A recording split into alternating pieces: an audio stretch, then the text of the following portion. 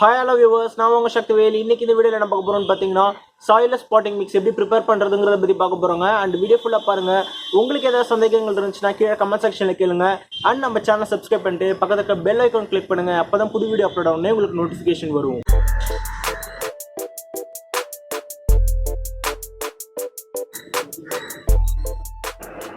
சாயிலஸ் potting mix வந்து பார்த்திங்கன்னா ரொம்ப அற்புதமான ஒரு பாட்டிங் மிக்ஸுங்க. இது வந்து பார்த்திங்கன்னா மாடி தோட்டத்தில் வைக்கிறதுக்கு, இல்லை கண்டெய்னரில் காய்கறி செடிகளோ பழச்செடிகளோ இல்லை பூச்செடிகளோ நீங்கள் வைக்கணும்னா இந்த பாட்டிங் மிக்ஸில் வச்சிங்கன்னா ரொம்ப அற்புதமாக வளருங்க.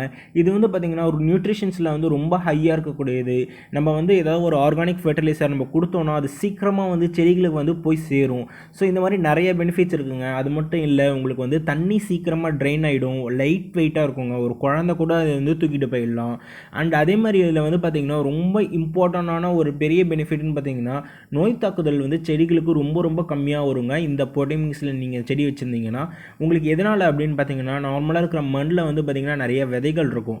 ஸோ மண்ணில் இருக்கிற விதைகள்னால தான் தானாகவே வந்து சில செடிகள்லாம் முளைச்சி வர்றது. அந்த மாதிரி செடிகள் முளைச்சி வரும்போது வந்து பார்த்திங்கன்னா அதில் வந்து நிறையா வந்து வேர்ப்புழு தாக்குதல், அந்த மாதிரி நிறையா வந்து பிரச்சனைகள் இருந்துக்கிட்டே இருக்கும். அந்த மாதிரி டிசீஸ் எல்லாம் வந்து பார்த்திங்கன்னா இந்த சாயில்லெஸ் பாட்டிங் மிக்ஸில் வரவே வராது.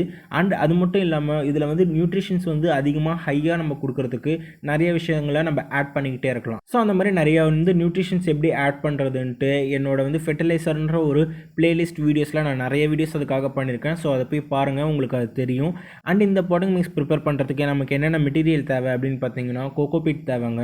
இது வந்து பார்த்திங்கன்னா தேங்காய் நார் கழிவு, தேங்காய் நார்லேருந்து வர்றது. ஸோ இந்த தேங்காய் நார் கழிவு வந்து நல்லா வந்து உங்களுக்கு பிளாக்காக கிடைக்குங்க. ஒரு வந்து 5 kgs இல்லை வந்து 1 kg பிளாக்காக கிடைக்கும். ஸோ இதை வந்து நல்லா வாஷ் பண்ணி எடுத்து வச்சுக்கணும். ஸோ இந்த கோகோபீட் பற்றி நான் ஆல்ரெடி தனியாக ஒரு வீடியோ பண்ணியிருக்கேன். அது எப்படி கழுவுறது, அதை கழுவி எப்படி நம்ம தனியாக எடுத்து வைக்கிறதுன்ட்டு நான் ஆல்ரெடி ஒரு வீடியோ பண்ணியிருக்கேன். ஸோ அந்த வீடியோ நீங்கள் இன்னும் பார்க்கணும், போய் பார்த்துட்டு வாங்க. ஸோ அந்த மாதிரி எடுத்து வச்ச ஒரு கோகோபீட்டை வந்து எடுத்துக்கிறேன். அதுக்கப்புறம் வந்து பார்த்தீங்கன்னா மண்புழு உரம், வெர்மி கம்போஸ்ட்னு சொல்லக்கூடிய மண்புழு உரங்க. இந்த வெர்மி கம்போஸ்ட் வந்து பார்த்தீங்கன்னா உங்களுக்கு மாட்டுச்சாணத்தை வந்து மண்புழு சாப்பிட்டுட்டு அதுலேருந்து மீதி வர எச்சம் தான் இந்த மண்புழு உரம். ஸோ இந்த வெர்மி கம்போஸ்ட்டையும் நான் வந்து எடுத்துக்கிறேன். அதுக்கப்புறம் வந்து பார்த்தீங்கன்னா வேப்பம் புண்ணாக்கு வந்து பார்த்தீங்கன்னா ஒரு கை அளவுக்கு வேப்பம் புண்ணாக்கும் எடுத்துக்கிறேன். அதே மாதிரி வந்து பார்த்தீங்கன்னா மரத்தூள் வந்து பார்த்திங்கன்னா எங்கேயாவது நீங்கள் வந்து இந்த கார்பெண்டரிங் ஷாப் எங்கேயாவது போனீங்கன்னா அவங்ககிட்ட கேட்டிங்கன்னா கொடுப்பாங்க. ஸோ அந்த மரத்தூள் வந்து வாங்கிட்டு வந்து வச்சுருக்கேன். அடுத்தது வந்து பார்த்திங்கன்னா இலையை வந்து சின்னதாக கட் பண்ணி வச்சுருக்கேன். ஸோ இந்த மாதிரி இலைகள் வந்து பார்த்திங்கன்னா நிறையா வந்து நைட்ரஜன் சக்தி கொடுக்கக்கூடியது. அதில் வந்து உங்களுக்கு தாது பொருட்கள் அதிகமாக இருக்கும். ஸோ இந்த மாதிரி உங்கள் வீட்டு பக்கத்தில் ஏதாவது இலைகள் கீழே கிடந்ததுன்னா அதையும் நல்லா எடுத்து வச்சுக்கோங்க. சின்னதாக உங்களால் எந்த அளவுக்கு முடியுமோ அந்த அளவுக்கு சின்னதாக வந்து நல்லா நொறுக்கிக்கோங்க. ஸோ எந்தெந்த சதவீதம் வந்து நான் எடுத்திருக்கேன் அப்படின்னு பார்த்தீங்கன்னா பாதிக்கு பாதி வந்து பார்த்திங்கன்னா கோகோபீட்டும் உங்களுக்கு வந்து வெர்மி கம்போஸ்ட்டும் நான் எடுத்திருக்கேன். அதில் பாதி அளவுக்கு வந்து பார்த்திங்கன்னா இந்த மரத்தூள் எடுத்திருக்கேன். நான் முன்ன சொன்ன மாதிரி வந்து பார்த்திங்கன்னா வேப்பம் புண்ணாக்கு ஒரு கை அளவுக்கு எடுத்துக்கிறேன்.